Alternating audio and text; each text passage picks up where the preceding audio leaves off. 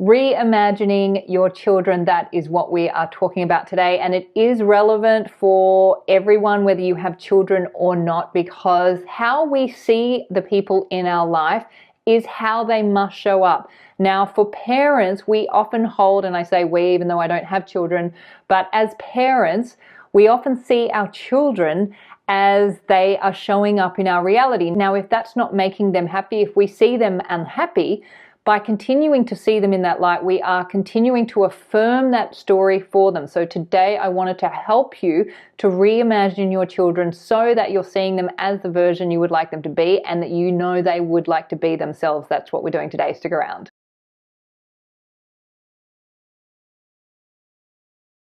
This channel is dedicated to simplifying the amazing law of assumption teachings and helping you apply them directly to your life so that you can experience the reality of your dreams now. It is easy. My name is Hedley Derenzie and I am a qualified life coach specializing in the law of assumption. So if you would like support to rewrite, rescript any part of your reality so that you can experience a better one, I am available for law of assumption one-to-one coaching. I also have a free course. You'll find all of those details in the box below this video or at my website, youaretheone.com.au. But for now, let's get into it. As parents, the stories and assumptions you are holding about your children, based on how they're showing up in reality, is what's causing them to continue to show up in the current version in your reality. So you might be looking at your children and think they have certain health issues or certain situations that they're dealing with, and then you see that coming at you, and because you're continuing to hold the assumptions of them that they are showing you, then you are continuing to affirm that story for them, and then they must conform to that story and maintain that version of them. So your children are not happening outside of you, they are happening because of you. Before I get into this, I want to start by saying nothing is your fault. But of course, everything is your responsibility if it's in your reality. We'll get to that. But I just wanted to start by making this point. We are all here to have the experience of ourselves as consciousness in human form, and to have this experience of contrast, and to awaken to the knowledge that we are the God and loving cause of our reality. So we are consciousness in human form. When I say God, I just mean consciousness. And we are waking up to being consciousness in human form. Now, in order to have that experience, in order to have the awakening, we had to have something to awaken from. We had to have challenges, we had to have trials, we had to have traumas. Everyone comes in with different challenges and different trials and tribulations that are going to set them up for their awakening. And who is it that sets us up? Our parents. Our parents play the role perfectly, which means this is the role of unconditional love. For you to set your child up to have the awakening so that they can have the experience of knowing who they are, which is God or consciousness in human form, that is the ultimate sacrifice that parents make, because you are essentially setting up your children in whatever way that might be to have certain challenges that they are going to have to face throughout their life. Every parent does it. It's a setup. The whole thing's a setup. It's a setup for the adventure. And spoiler alert, the setup results with everyone being successful in this awakening. No one is left behind. No one fails this. This is simply an adventure that we've set up, and we've placed our parents in that role to set us up. Or if it's not our parents, it'll be somebody else, a teacher, an uncle, an aunt, somebody. We will have certain characters in our reality that will cause us to experience certain challenges, and then we can either play a lifetime of believing that we are victim to those challenges, or we will get to awaken from that in this particular lifetime. So that's the setup that I wanted to start with. I know that was a bit of a long one, but it's super important to know because this is not a guilt trip. This is not anyone's fault. You've played your role perfectly, but now you know who you are and now you know how the game is played. You get to awaken and you get to help your children awaken. So how do you do that? So I know that some parents have children that are on the spectrum and have autism, or it might be some other health issue or some kind of issue. You didn't deliberately cause that, but if it's in your reality, you can awaken from that, and in doing that, help them awaken from it. It starts with you. The first step in changing reality is first acknowledge what the reality is. So if you have a child who is autistic, of course there are wonderful qualities about autism, and there are some challenging behaviors that come with autism. Autism is known as a neurological disorder. As long as you are continuing to see autism or whatever the health diagnosis might be in your child must conform to that story or assumption.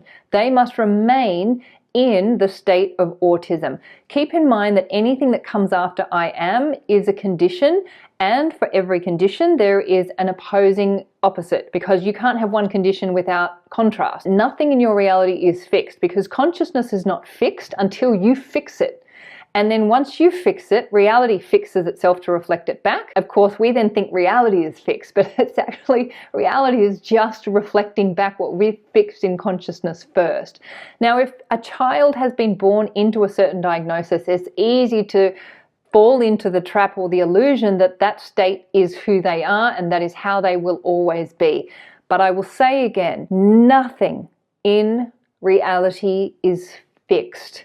No condition or state is incurable or cannot be changed. Yes, things may take longer than others, and some may be easier than others, but it's across the board. Consciousness is the one and only reality, and reality is reflecting back consciousness. Now, if consciousness is not fixed, which it's not, then reality is not fixed, because reality is reflecting back consciousness. No health condition, no diagnosis, no state that they're in is fixed, even if they have been in that state their entire life. You are the infinite I am of your reality, and whatever you are doing with your I am nature is what is causing your reality to show up as it is. So now that you know that, you can start to change the story. But the first thing you have to do is acknowledge the reality. Okay, so I have a child in front of me. That child is in whatever state or condition that they are in. Let's call it, for the sake of this example, autism. So they are autistic, they have autism, whatever the story might be.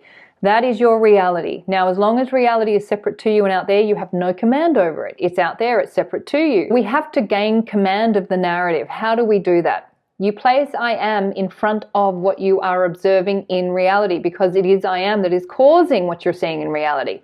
So if they are autistic, the way you get command of the narrative is to put I am in front of it. I am autistic. This may not be true for you, but for you to see autism means that the consciousness of autism must exist within you, which of course it does. We're the infinite I am. All states and conditions exist within all of us. Some are more active and others are dormant. Autism is in your consciousness. I am autistic. Now you've got command of the narrative. Now that you have command, you get to change it. If autism is a neurological disorder, then the opposite would be neurologically ordered. So I am neurologically ordered. Now that you've got the new story, you can reproject this new story onto your child, who in the 3D is very real, but in your reality is a holographic reflection of your consciousness. I am my child and I am neurologically ordered. Now you will have other behaviors underneath that you will want to address. You use the same process. This can be used across the board with any state or condition you see in your children. This is how you reimagine your children. Your children are not happening outside of you, and they are not happening separate to you. If you are seeing something happening in your child, you want to put I am in front of that as quick as you can. Get command of the narrative. Now you've got control of it. Now you can change it. The first thing is you've got to see what's showing up in reality. They are this. Put I am in front of it. I am this. Even if you're not, you've got to claim it. Remember, you're the infinite I am. Now you can change it. I am this, because with every condition, its opposing opposite is always available to you. Now that you've got the new story, you can project it back onto them. I am them, because they are you, reflecting you back, and I am now this new story. And that is then the story you hold for them. As long as you are seeing your children as separate to you, who have these problems, they are going to continue showing up with these problems. These problems that you are seeing in your children are not happening outside of you. They are happening because you continue to tell that story about them. It comes from you. It doesn't mean it's your fault, but it is your responsibility. It's everyone's responsibility. Any character that shows up in our reality is a reflection of what's going on within us. The more you work with this stuff, the less resistance you have to what is showing up in others, the easier life gets, the easier relationships get. I mean, it really does. Like, I am a living example of that. You know, I don't have children, but I have a number of clients who have children, and this is the process I take them through. And because they see these behaviors in their children, it can be really kind of strange for them to put I am in front of it because they don't identify with those behaviors. But if I was to ask them, when you were a kid, did you ever behave like this? Oh yeah, that's right, you know. So consciousness doesn't go anywhere, it remains active. And if we don't deal with it, then it gets passed on. Again, no one's fault, this is all part of the setup. We are all part of the setup. And the setup is the adventure of awakening. So it is all exactly as it's meant to be. You can change it by awakening to your I am nature, rewriting the story, reprojecting it onto the characters, holding this new story long enough for your children or your loved ones to catch up to this new story.